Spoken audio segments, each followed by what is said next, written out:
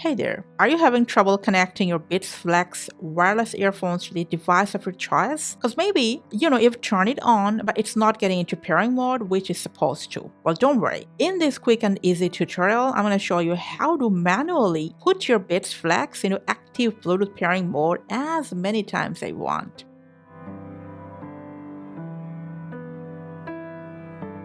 So if it's already paired to other device in the same Bluetooth range and if it's already turned on, simply press and hold down the power key for a couple of seconds until it shows white flashing or blinking LED.